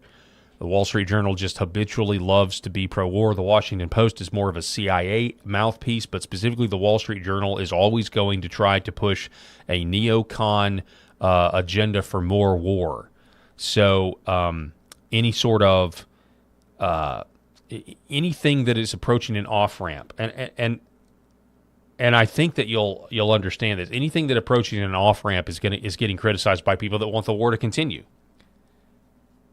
And so the Wall Street Journal serving their purpose. Donald Trump there calling out the Wall Street Journal, saying that that is a no-go there. And so in the meantime, so this is a very interesting news afternoon. Okay, so what also happened? This happened right before we came on the show. President Trump took to calling out Tucker Carlson, Megyn Kelly, Candace Owens, and Alex Jones. He says, I know why Tucker Carlson, Megyn Kelly, Candace Owens, and Alex Jones have all been fighting for many years, especially by the fact that they think it is wonderful for Iran, the number one state sponsor of terror, to have a nuclear weapon. He says because they have one big thing in common, low IQs. They're stupid people. They know it. Their families know it, and everyone else knows it too. Look at their past. Look at their record. They don't have what it takes, and they never did.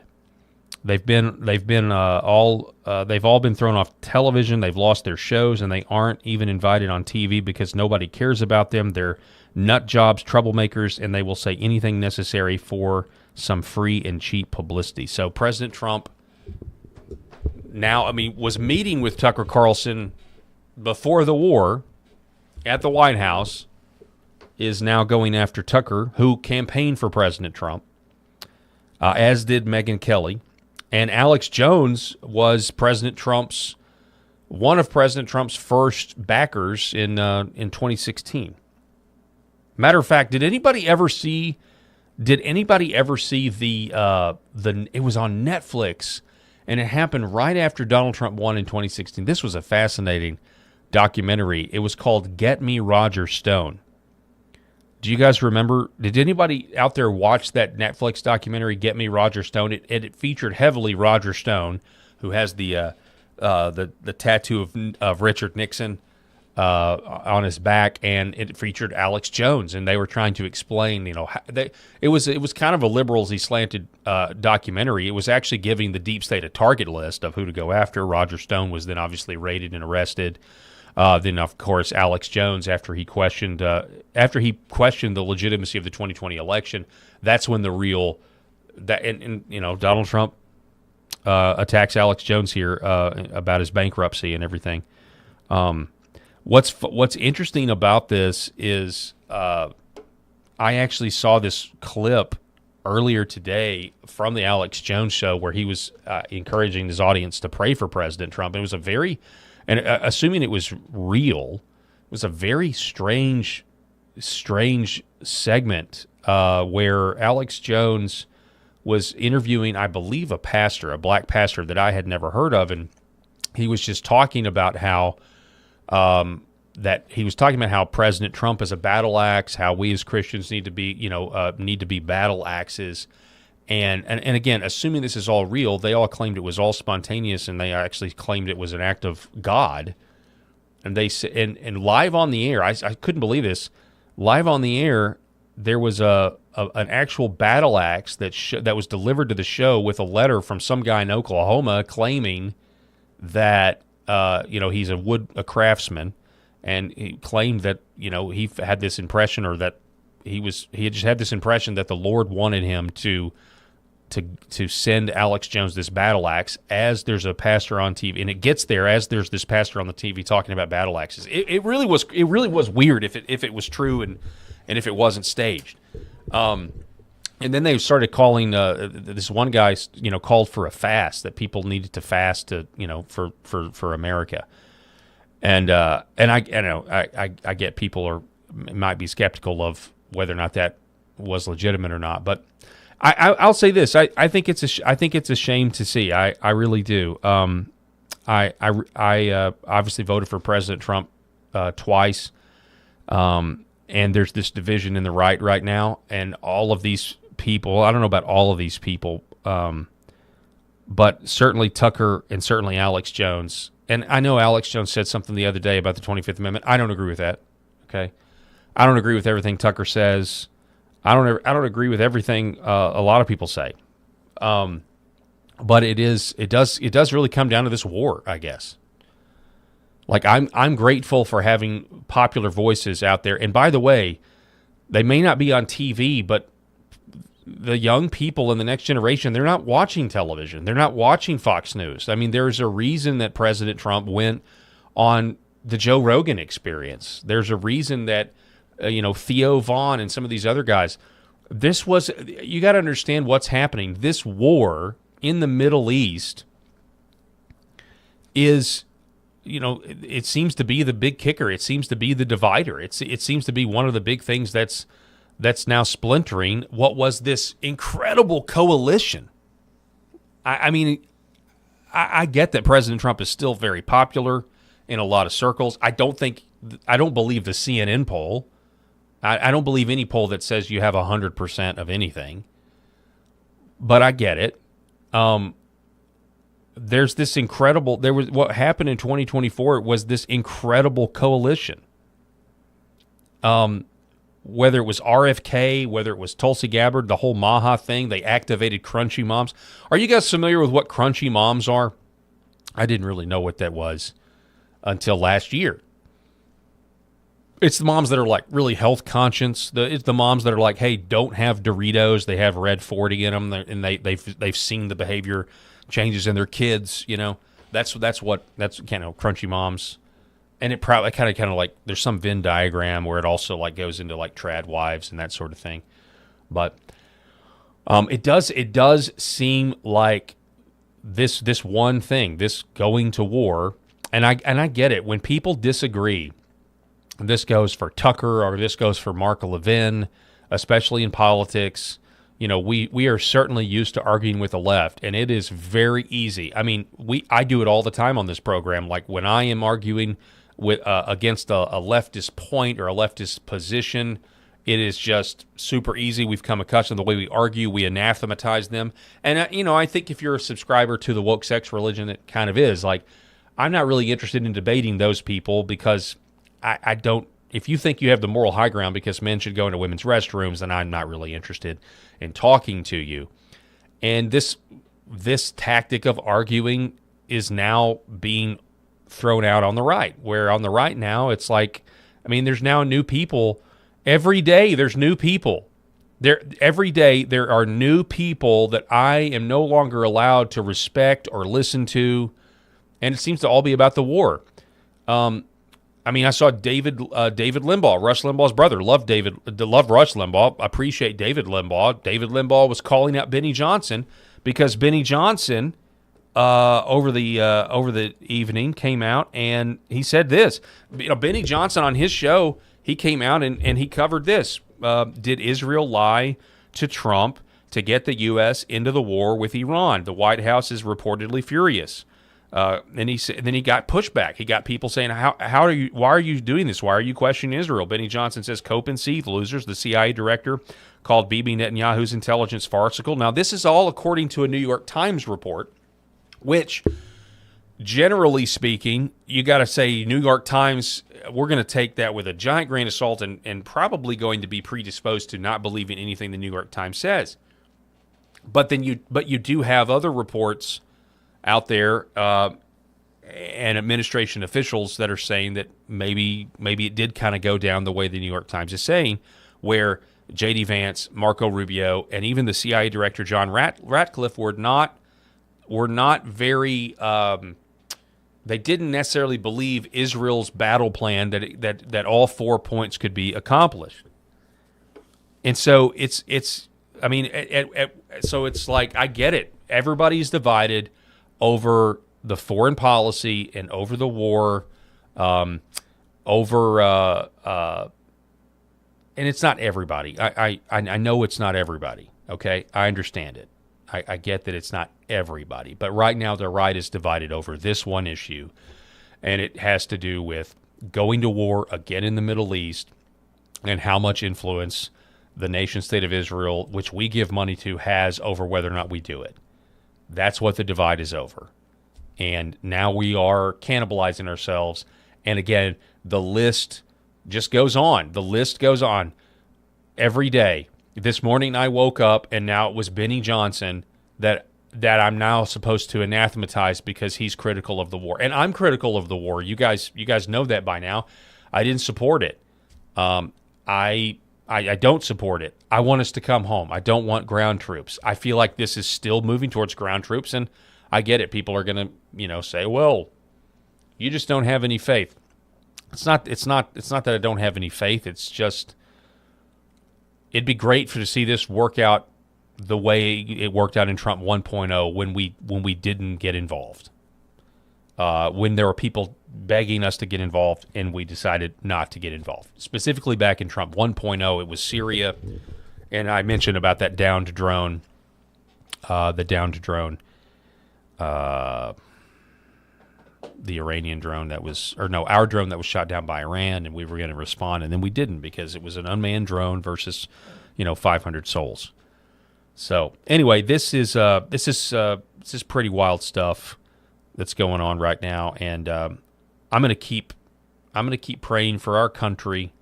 I'm going to keep praying for peace. I'm going to keep praying for the truth to come out, regardless of what that truth is. And the list continues to grow with President Trump now coming out and formally attacking Tucker and Alex Jones and Megyn Kelly. I don't know if that's going to heal the divide, but people maybe don't want the divide healed because there's just a lot of trust issues. Now everybody has trust issues with, then you get into the allegations of who's being paid to do what and that sort of thing. So I understand, but I'm just tired of these new purity tests. That's kind of a leftist tactic. The purity tests with the influencers now wanting you to pick a side, right? Pick a side. For years, there was a lot of Democrats or liberals that kind of came over to our side. And one of the reasons they did was because they were kind of middle of the road. I think they probably just believed in like bigger welfare states, and so that's why they called themselves a Democrat.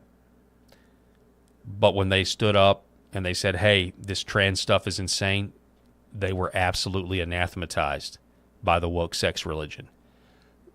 They were, but I'm a Democrat. They were like, we don't care. We want you to totally agree with everything we say. And so we got a lot of those guys. And the Republican, this is the problem, if you want to know my honest opinion. And I'm not the first one to make this argument. The Republican Party is a coalition.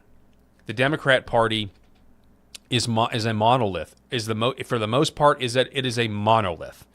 The only crack in the Democrat armor when it comes to them having to debate is the Palestinian thing, and the protesters on college campuses, and the Democrats have basically shot that down. But for the most part, they are a total monolith. The Republican Party is the only apparatus where there's a debate to be had. And the one debate that is not going to go away is whether or not this war should continue or the next war should continue. And it would be one thing. I'll tell you this, on the whole Epstein thing, if there had been mass deep state arrests, and if there had been mass Epstein arrests, and if there had been mass deportations, you would not have near the pushback on whatever is happening in the Middle East right now. You wouldn't have it. You wouldn't have it. As it wouldn't be near as big of it. I mean, there'd still be people upset. I would still be like, man, I don't want to go to war. I don't want American soldiers to die. American soldiers have died. But if we would have already had deep state arrests, if we would have already had the domestic issues in this country moved further along down the line, a lot more people would be willing to say, okay, but there are people that are just like, hey, where are the borders secure? Great. Deportations are going on, but there's not enough. We still have this H-1B scam. We still haven't passed an amendment. The Congress hasn't passed Donald Trump's great executive order, the great executive order that he did, which was to ban genital mutilation surgeries. He had that amazing executive order. Congress won't pass a law codifying that. There's so many things that haven't been there. We haven't put the nail in the coffin on a lot of these domestic issues. And so it compounds the problem. That's why it is very interesting that Melania Trump came out today and said what she said. It is very interesting that Melania Trump came out today and said, hey, quit slandering me with Epstein lies. And by the way, Congress needs to act. Congress needs to hold hearings. Congress needs to put these women under oath. And she said Jeffrey Epstein did not act alone. Jeffrey Epstein did not act alone. That is a big deal. That is a big deal. So, moving on now. What time is it? This hour has flown by, folks. Let me read some of your comments here. Let's see. Freedom Bobby writes, judges are slowing the deportations. Not his fault. It's judges causing this. I get that argument.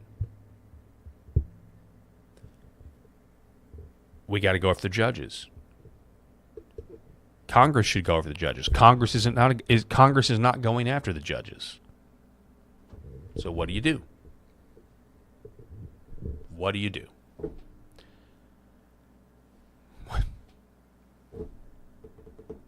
And this is the flaw. This is the flaw at this point, like in the system itself. Younger generation, when we don't have to live like this, but judges say, yes, you must live like this, even though we voted to not live like this. Congress says, no, you will live like this. You will live with genital mutilations. You will live with being demographically replaced. It's a recipe for disaster. It's a powder keg.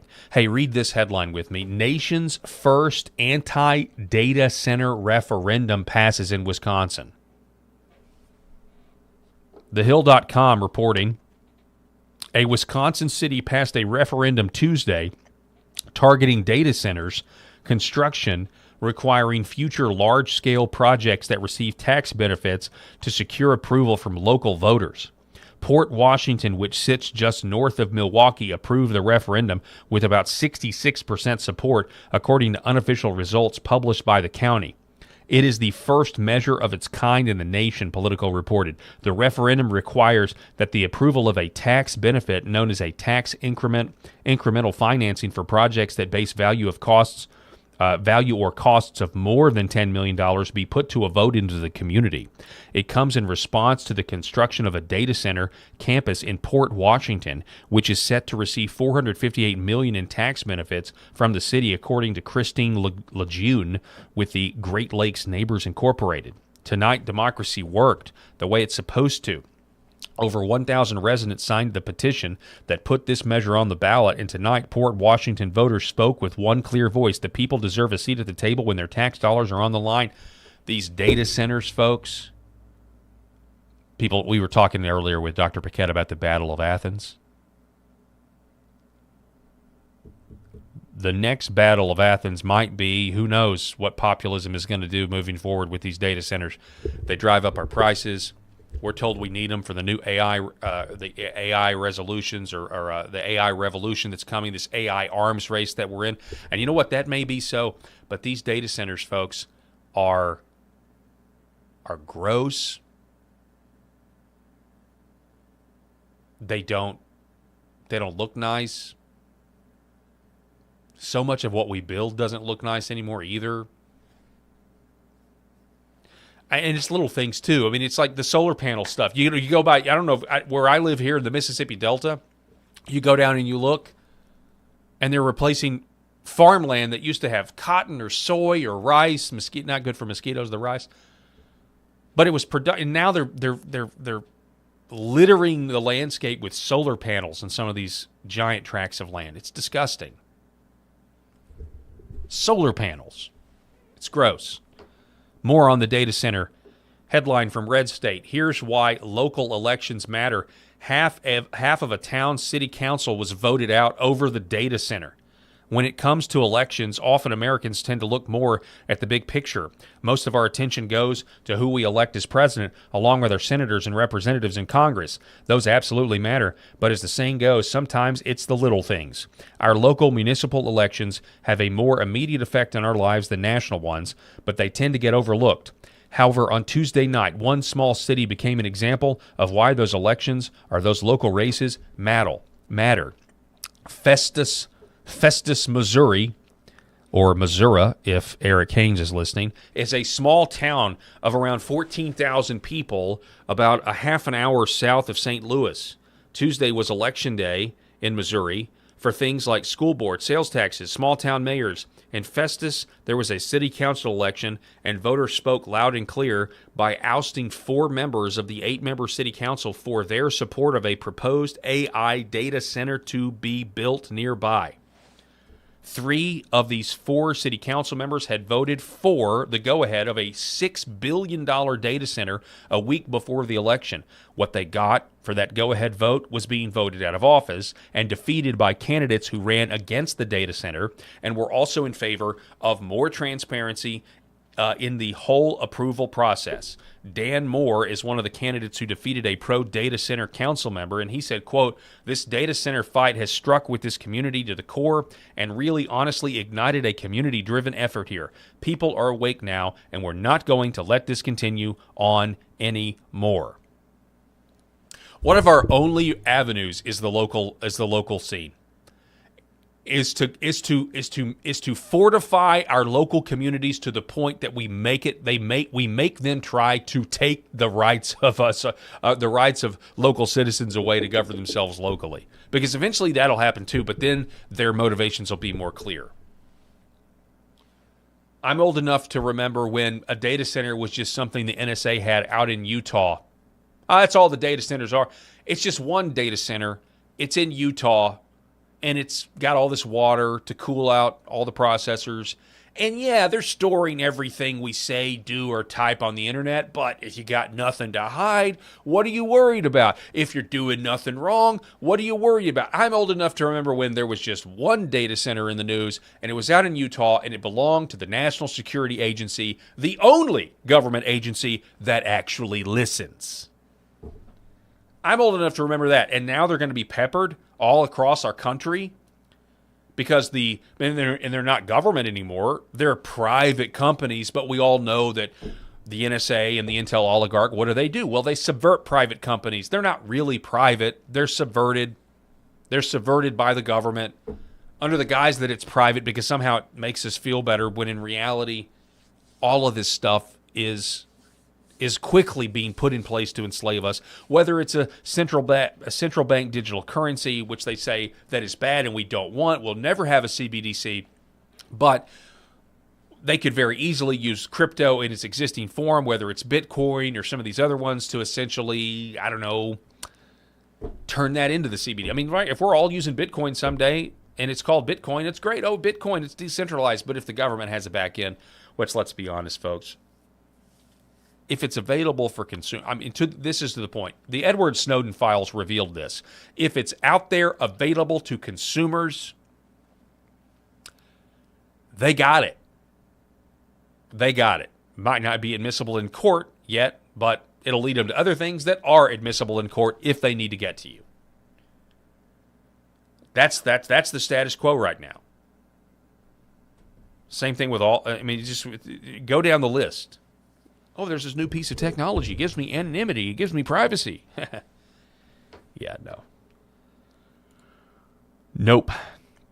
So Polymarket now has the odds on this. They posted this on the data center thing. Nearly half of the U.S. data centers planned for 2026 are reportedly expected to be delayed or canceled. According to Polymarket, there's now a 34% chance an AI data center moratorium is passed this year. Now, this could be a big winning issue for Republicans. Unfortunately, Bernie Sanders and Alexandria Ocasio-Cortez are the ones that have filed the bill that I've seen, the bill to actually put a moratorium on the data centers. Now, of course, they're coming at because we've got to protect the environment. They're going to come after that angle, which, I mean, they really just should talk about the power and the energy. I guess that's technically environmentalism, but it's for different reasons. The people are actually going to suffer, and their power and the prices and everything goes up, and so that's a big problem there. So something to think about with all of this stuff. If I had time, I was gonna go over more of this Tyler Oliveira piece that's been so viral. We'll probably pick that up on Friday. Tomorrow on the show, we're going to be talking with Jeff Younger again about the decline of the middle class and how there's so much work to do here in this country domestically that's not being done. In the meantime, there's now a new list of pronouns. Have you heard about this? Yeah. So this is the NDP MP Leah Gazan. Leah Gazan up in Canada. Over in Canada, man. You talk about catechizing. You want to catechize your kids. So I know I do. It's a lost art in some instances because it's kind of denominational specific to like Presbyterians. It's like, what is the chief end of man? To worship God and glorify God and worship Him forever. That's the chief end of man. Well, the woke sex religion leftists, they got their own catechisms. And it goes something like this. When the budget was released, I was shocked to find out that Prime Minister Carney is cutting $7 billion between Indigenous Services Canada and Crown Indigenous Relations. They provided $0 to deal with the ongoing genocide of MMIW, G2S, LGBTQIA+. This is abhorrent. This is callous. This is callous. Woo! Yeah, this is callous, all right. This is supercalifragilisticexpialidocious. Can we run that back here? I mean, that is crazy. She's got all that memorized. I thought it was just LGBTQ. No. Abhorrent. This is callous. This is callous because this is abhorrent. This is callous. This MMIW, the ongoing genocide of MMIW, G2S, LGBTQIA+. Man, you're going to open a Stargate with that code. You're going to need the SG1 team to show up with those kind of numbers, man. You're going to trigger some sort of rip in the space-time continuum. You're throwing all these big acronyms. MMI. Is that an I or an L? MMIWG 2S LGBTQIA plus 1.21 gigawatts flux capacitor. Get me back to the future, Doc. Figure out a way to go. I'm telling you what. LGBTQIA plus WG2S genocide of MMIW G2S LGBTQIA plus 1.21 gigawatts. Seriously, it sounds like she is literally she's like the greatest IT employee of all time. Like actually, we'd solved the problem. The problem was you didn't have the MMIWG2SLGBTQIA plus flipped on. In order to do that, you need to power down your MMI WG2SLGBTQ blah blah blah. You just got to restart the thing. That's really all you got to do, folks. That's all the time that we have for this edition of the Paul Harrell program. Let me see what we got here. Anything new? Let's see. What is on? Let me go to a few things and see if there's any breaking news, any headlines. Just on libertydaily.com, Iran partially opens Strait of Hormuz but admits to placing naval mines. Trump optimistic about peace deal despite ceasefire issues. Folks, pray for peace. Also pray for this divide in the Republican Party. It's not going to help the movement, in my opinion, at all. So pray for peace. Also pray for accountability. But more than anything, work on your individual relationship with the Lord, and that's kind of where all of this is going to start. I mean, make sure you're doing that as well. So we'll see you here tomorrow, Friday. We're going to hand it off to Secret America here on LFA TV, and if you're watching on my YouTube channel or LFA's Rumble channel, please like, share, subscribe, do all of the things. We would really very much appreciate it. And until tomorrow at 4 Central, God bless.